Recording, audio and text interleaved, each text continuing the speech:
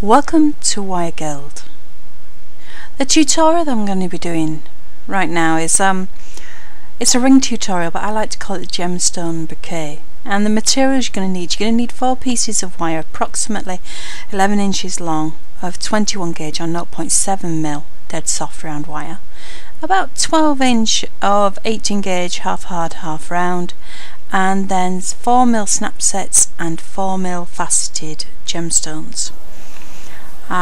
This is the ring, or one very much like it anyway, that I'm going to be making it. As you can see, all the shanks nicely bound. I think it gives it a much nicer, stronger, more professional looking finish. If I can find a finger that it fits on, you can see that the top's nice and domed. It looks a little bit like a tortoise or a turtle, but I like to think of it as like a posy of flowers, you know, like a bouquet that you would hold in your hand. Really pretty gemstones in the middle, and then swirls of silver going around the edge. The close-up picture, you can actually see the swirls an awful lot better on that, but it's nice. Anyway, this one I'm going to make it out of garnets. Garnets are pretty, they show up well on the video. That's really the only reasons why. I need 7. I think I've probably got more than that there, but yeah, I think I've probably got more than 7, but I can always pop them back. And I will need 7 4mm silver snap sets to go with them, and there they are. Lovely. Right, now setting them. I'm on a rather thick pad of paper. This is great because it's soft enough not to mark the stone, but firm enough to put support. The snap set goes over the top, and then take something strong with a flat base. I'm using this little ring display. Pop it over the top and push, and you get that very, very satisfying snap sound. So I'll do it again. Gemstone face down, pointy side up, and the snap set balancing over the top. I think you will find this to be a little bit of a work of art, but there you go. Practice makes perfect. A flat base, push down, and there you have your snap set. Make sure all the little claws are over the top of the gemstone, and then they're all in fine. I've done my 7, so I'm just going to put these back in the bag, because if I leave them out I'll knock them on the floor, or I'll lose them, or yeah, I'm useless. So 7 stones on our finished ring, 7 gemstones all waiting to be used. So I'll move those to one side, and I've got my ring mandrel and I've got my 4 pieces of wire, and I'm going to mark my mandrel up to what size I want. Now, I'm sure you've seen me do ring videos before. You know what I'm doing. I've marked top and bottom of the ring with a pencil. If you're making it for somebody else, use one of their rings and not one of your own. And you could at this point start making the ring and wrap the wires around the mandrel, but I want to bind it, and I want to bind it first. It misses out all that poking the wire into the ring when you finish to try and bind it afterwards. Now, start with my binding wire, and in the middle I put a nice sharp bend, and I catch that over the top of my 4 wires in the middle of them. Now, I'm struggling a bit because I'm using the end of the reel of wire up. The reason I've asked you to bend it in the middle is to make life easier for yourself, and then you see I've gone and made my life difficult by using so much wire. But what happens is, if you've got 12 inches of wire, or say you're making a larger ring and you're giving yourself 14 or 16 inches of wire, you're trying to fight with all that wire. If you bend it in the middle and start and work from the middle and work outwards, you're only working with half the amount of wire. Makes life easier. So all I'm doing is I'm just, apart from fighting with it, is wrapping around my 4 wires, then using the pliers to press down. Bend over. You can see I'm not pulling this wire, I'm not grabbing hold of it and pulling it tight or anything. I'm just bending and then pressing down with the pliers. Now, I know a lot of this is going out of shot, and it's because I'm fighting with all this wire, but I do have a skill set video that's purely on binding, so if you wanted to have a watch through that, it would give you probably all that you needed to know about binding this ring. So I'm going to keep going with this side for a while. And once I've got it so that it's all feeling nice and firm and strong, I like it to have some sort of body to it, what I'll do is I'll change over and start and work then on the other side.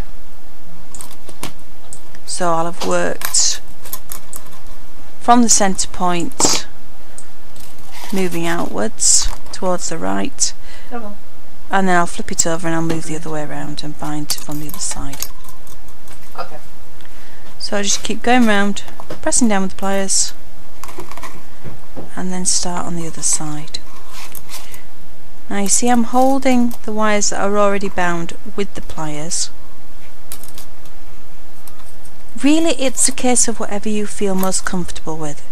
If you're more comfortable holding them with the pliers, do that. If you're more comfortable holding it with your fingers, do that. At the moment, I'm not very comfy working this way around because I'm working really from right to left, and I much prefer to work the other way around. Probably being right-handed. So let's have a look. What have I got here? Well, for a start I need to tighten that wire up because the binding's a little bit loose. So just catch that up. Then I need to work out how much I need. I'm going to need about 2 inch. This is making a size 8 ring. However, the easiest way to find out is if I move that out of the way, you've already marked your mandrel, is to measure it. Now, you could use a soft tape measure or you could use a piece of string. However, I never have those things handy. What I do have handy are bits of wire. So I'm going to put my piece of wire around in the middle of my 2 lines, wrap it tight to the mandrel and twist the wires against each other. When I take this off gently, because I don't want to straighten them out, I want those 2 bends. You can see now I've got these 2 bends, and the wire in the middle is the length that I will need for my ring to go around my finger, or basically for my binding to be, but I will bind just a little bit less than that. You'll see why soon, I'll show you in a bit. So nowhere near just yet, so I need to get on and carry on binding that, but I'll do that in a minute. What I want to do is just show you something else. These are 4 wires that have been bound in copper, so of course totally different piece. Much more sensible amount of binding wire on this, far easier to work with. So what I want to do is show you more clearly, if you use a pair of pliers, how you can grip over the bound area and then just lay the binding down, press down with pliers, bring your binding around, press down with your pliers. The difference this makes, if you bind your wires together in a clump and not a flat edge, it's okay. It looks okay. Now let me just show you with these other pliers. Hang on a minute, let's put those down. I've got some larger pliers, and if I show you with those, you can see how much more grip I get with that one. So I'll just keep going with those. Now can you see that's a little loose? Yeah, I'm just going to push that up. So just slide up at the side of it with your pliers and that will push that together. The difference between having a piece of jewellery that you've made and looking like it's homemade and having a piece of jewellery that everybody thinks is wonderful is usually down to the way you finished it off and bound it. So I finished binding my silver bit, and as you can see I am well just about there. A little bit further in, but that's okay, that's what I wanted. So I'm just going to cut those ends off and press them down. Sorry, the filming went wrong on that bit, so I just cut it out. There was no point in. So I'm just going to take this now and I'm going to pop it over my lines on the mandrel. Can you see how it just fits between them?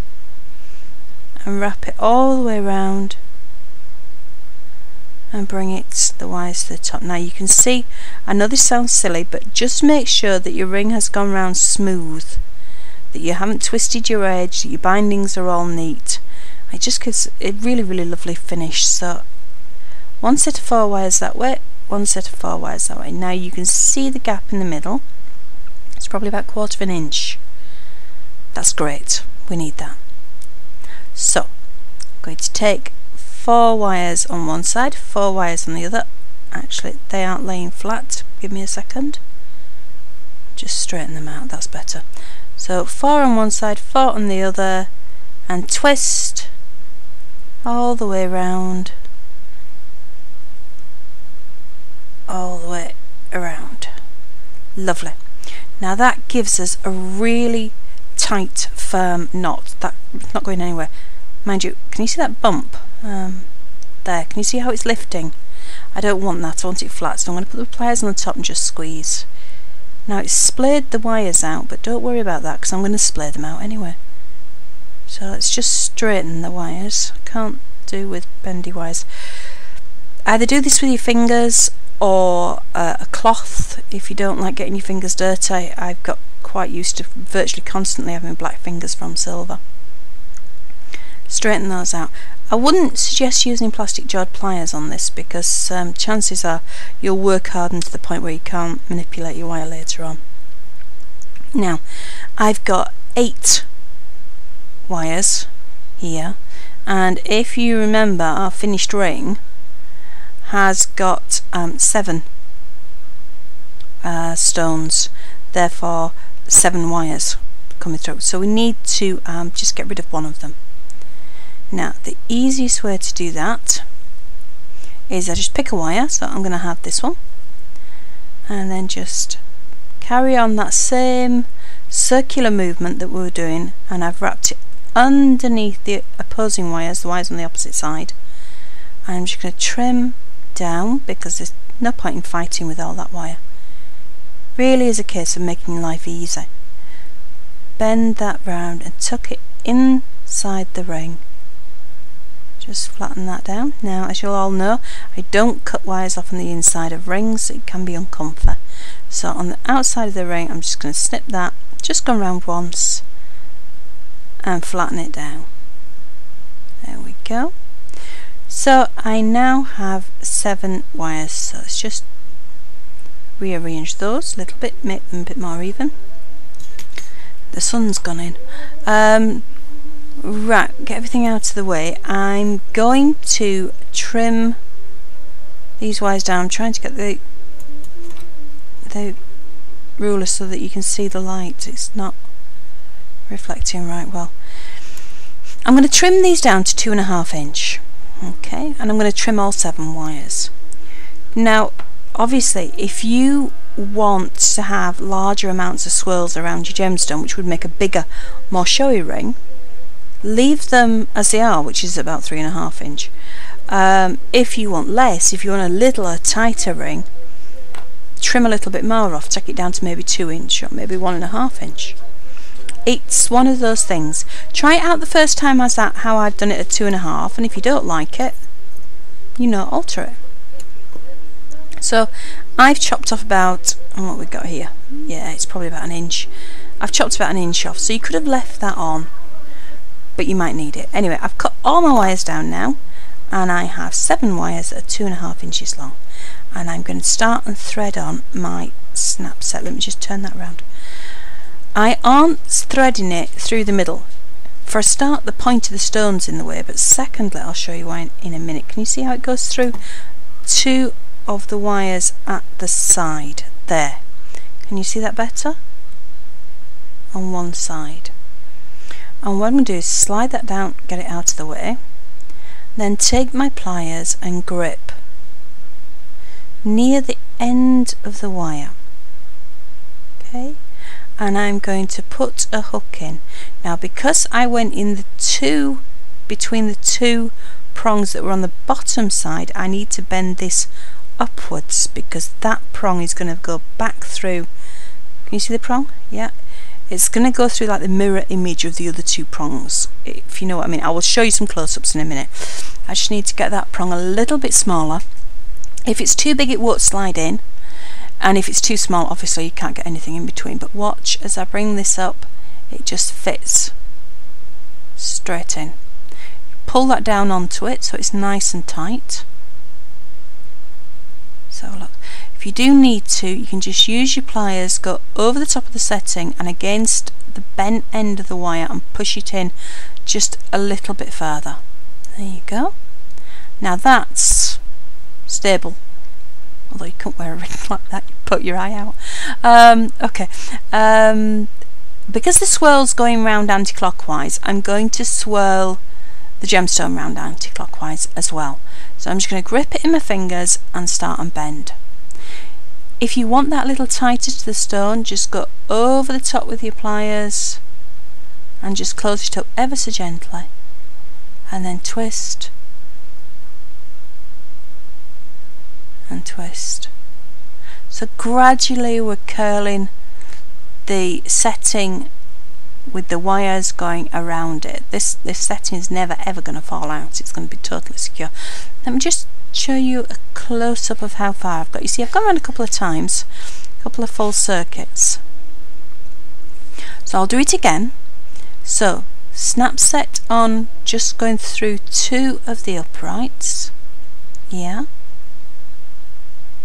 Then I am going to grip, slide it up out of the way, grip the end of the wire with my pliers.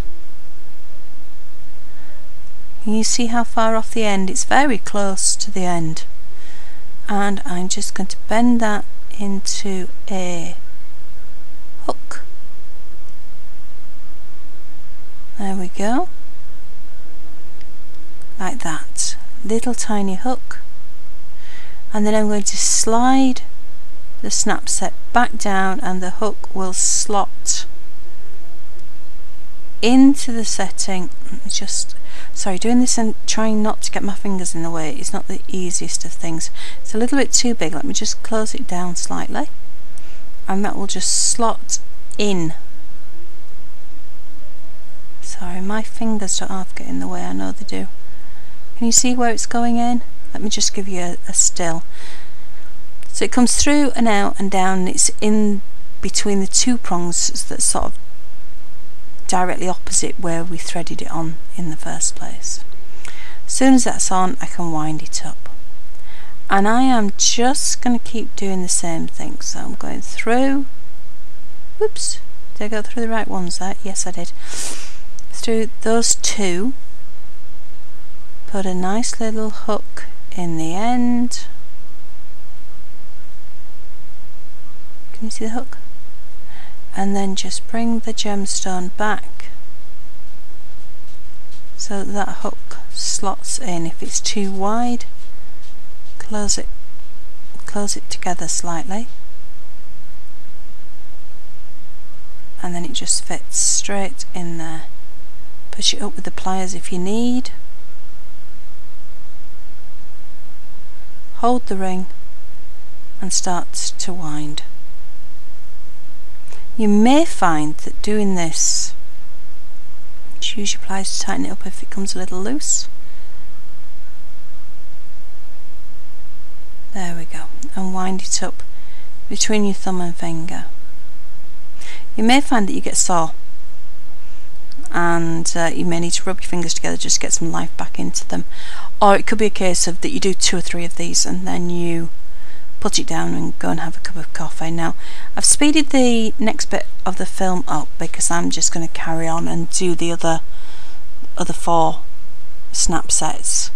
If you do find it's making your fingers sore, put it down and leave it. When I do a tutorial, I tend to make 4 or 5 pieces and film all of them, and then do sort of cut and edit in between the different pieces so you get the best shots.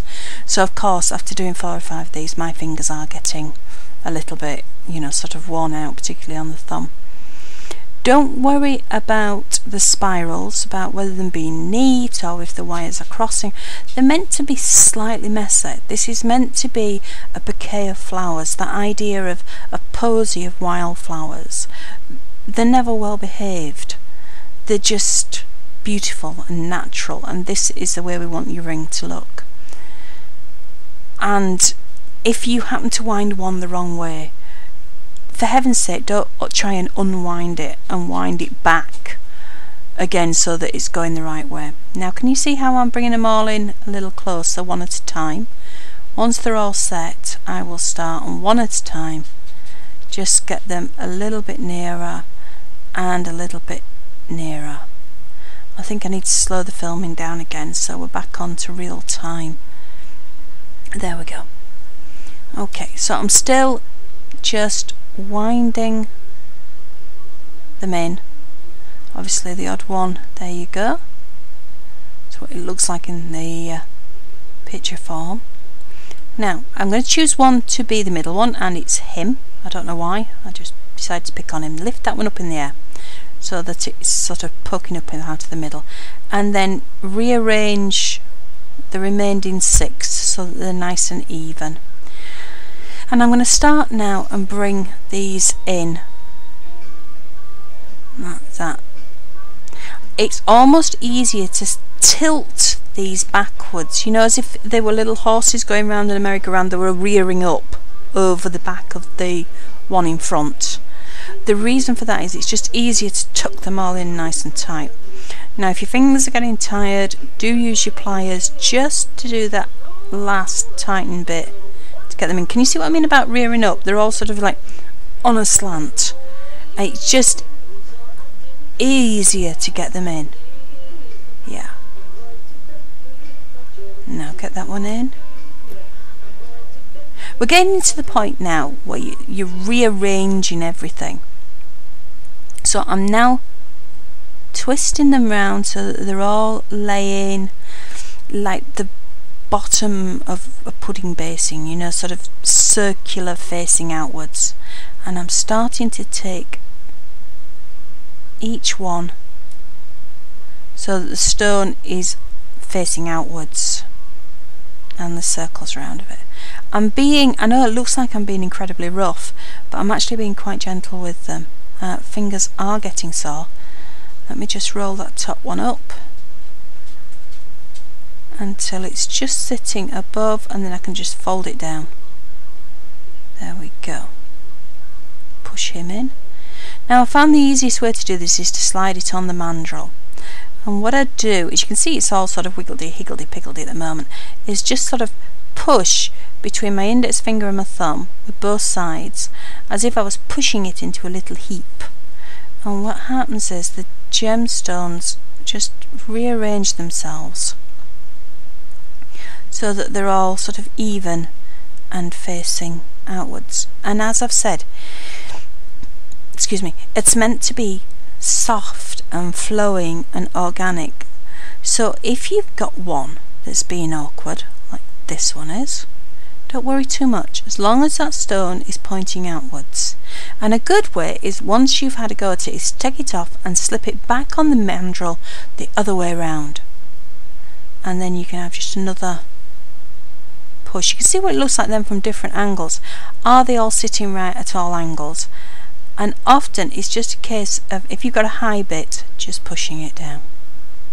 Okay, so there is my bouquet ring. They're great, aren't they?